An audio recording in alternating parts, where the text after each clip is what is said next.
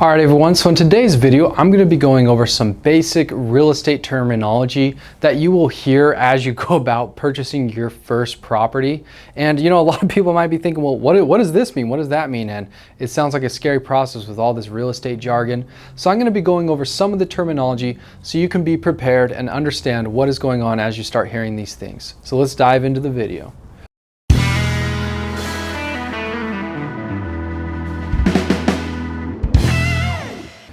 All right, so first thing that you're going to want to know, well, not the first, but there's a lot of real estate terminology you're going to be hearing. But one of the things that people talk about a lot is your NOI. So NOI stands for net operating income.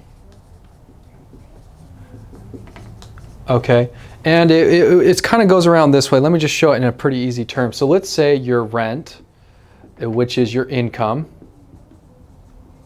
Your rent is $1,000 a month. Okay, so that is your gross, and if that's the only form of income, like if you get into multifamily real estate, you can charge for like laundromat and other things. But anyways, just your net income that you make, and in other ways, like you could charge for leasing fees, application fees, other things like that if you were self-managing. Anyways, you just have your total income, so it would be your net operating income, and then you would have all your expenses. Okay, so expenses, you will have taxes, insurance, capital expenditures.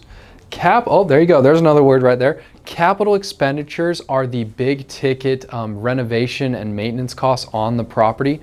So that would be like your roof, your HVACs, and other things like that. They're things that do not occur on the general day-to-day maintenance repairs. So capital expenditures are those big ticket items that usually only occur like once every 10 or 20 or 30 or even 50 years. Maintenance.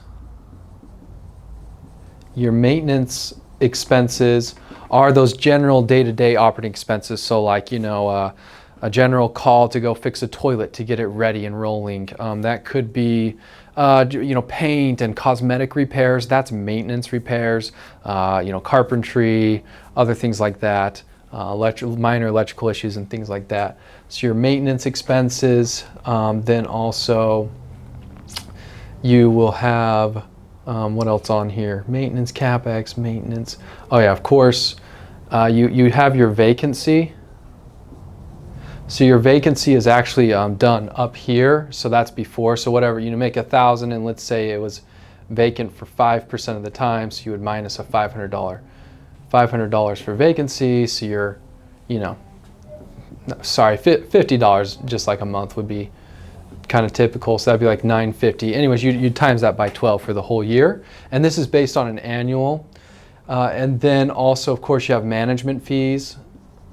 So if you are not self-managing the property, you pay a manager or someone to do the property and manage it for you and collect the rent and file all those things for you, that can be an expense. Sometimes you will have leasing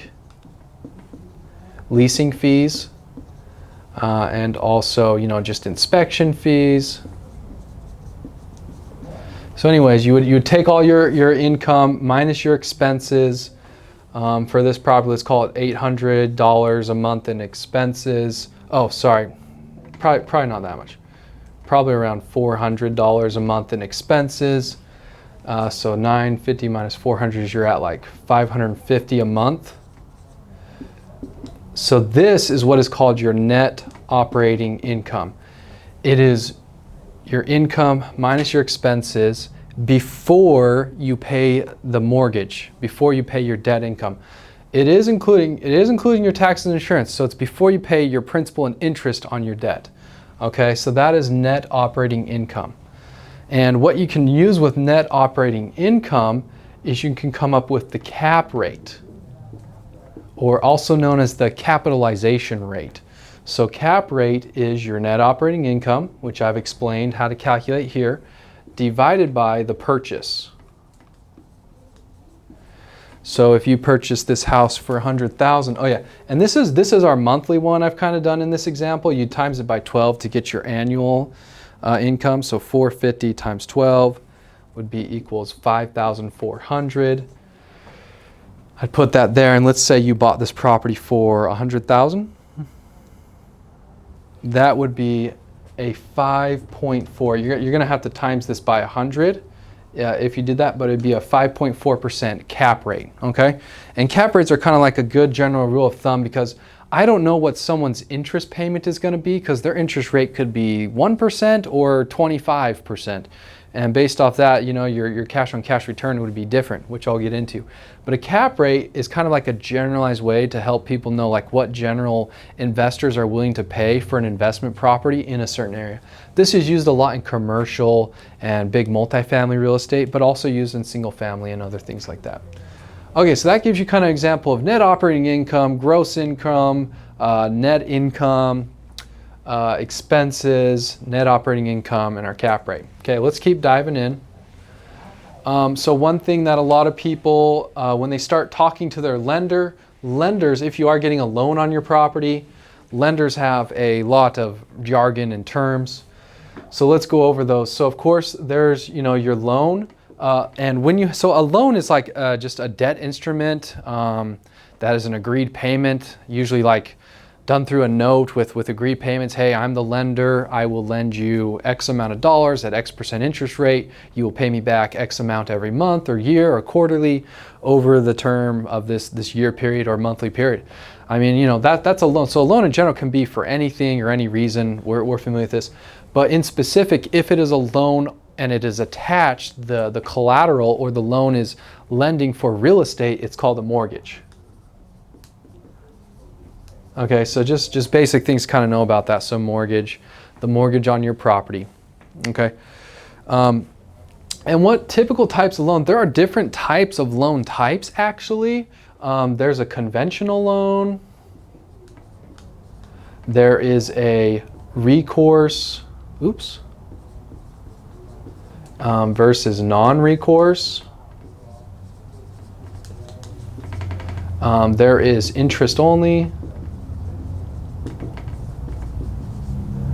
There is amortization. All right, so a lot of real estate jargon going on here. Let me go over a couple right now. So a conventional loan, it is typically like what most loans people get when they buy a real estate, like someone who's going to go buy their house personally. They're going to get a conventional loan.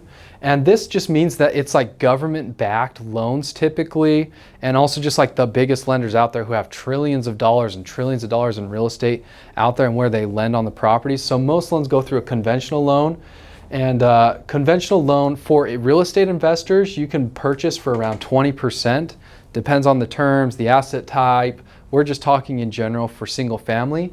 But if you're a homeowner, you can pay as little as 3 to 5% down or up to 20. I mean, you can put as much as you want down actually and get a loan for it. But you know, the minimum is around that much. But there are also other types of, these are still considered conventional loans. An FHA loan, that is only for homeowners, someone that's going to be living in the property for at least a year. There's a VA loan, which is a veteran's loan, where that lends actually 100% down. There's also doctor loans, which is an appendage of a conventional loan. Doctors can get like, you know, a doctor or a lawyer professional can actually get a different type of loan since they have that degree, and they can get a better type of loan. So that's kind of the conventional loan. There are other, you know, what's it called? Private loans and hard money.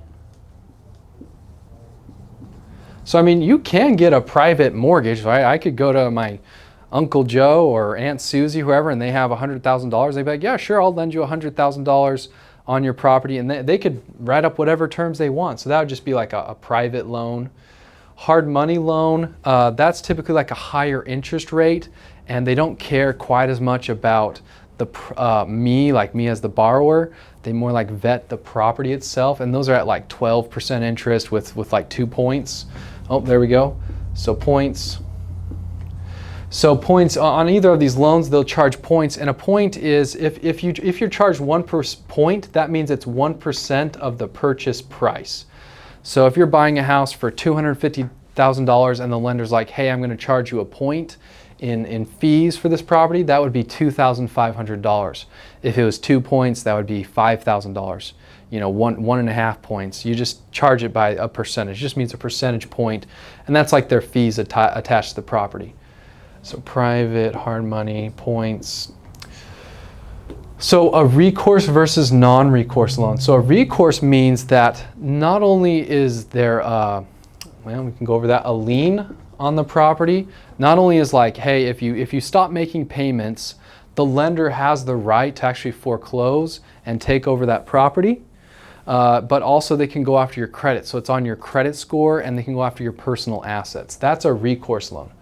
A non-recourse loan, it's typically for like big assets, like multifamily apartments that are millions of dollars, where like no one's really worth that much, and that's non-recourse, where they're more just vetting the asset, so they're not looking too much at the borrower's credit. And if that asset were to go under, a non-recourse lender would just be able to take the asset only and not that person's personal stuff. And that's usually vetted. Non-recourse usually has a lower loan to value. So we'll go over that as well, loan to value. Okay, so interest only. So actually some loans can have just interest. So most loans, conventional loans, have a principal attached to it. So like, $100,000, you're going to pay me $400 a month for the next 30 years. But of that $400, a little bit will be towards principal at the beginning, then a lot will be interest, and then over time you'll start paying down that principal, and more of that ratio of those payments, where on your last payment on the 360th month of that 30-year mortgage, it might be $350 towards principal and $50 towards interest. So it kind of balances out over the life of the loan. But some loans could just be, hey, I'll give you a $100,000 loan, you pay me 5% interest, so $5,000 a year, and pay me it monthly, divide that by 12, and that's how much you would pay on an interest only. So some have like an interest only for a couple months or a couple years, then it flips over into a fully principal and interest payments. So amortization is kind of what I just explained before. It means actually like death of the mortgage. It's where the majority of your payments are interest at the beginning over time here, and that over time the interest payments go down, and you're paying more in payments of the principal, like I explained there. Okay, so a lien, that is basically meaning it's like using the property as collateral, and it's on the property. So there could be liens like judgments or medical to bill liens. Lender liens, there could be a second lien, a second home equity line of credit. So lien is a loan attached to a property. And when you try to sell that property, there can also be tax liens. So if you don't pay the taxes on the property, the government can make a lien on that property. And so lien is where, just having the loan is attached to the property, and to sell that property, I go and want to sell it for $110,000, and I have a $100,000 lien or loan. Well, I got to pay the lien first. Then I get the net above that sell proceed. Okay, loan to value just means what the value of the property is, and that's usually found through an appraisal. So let's say it's $100,000.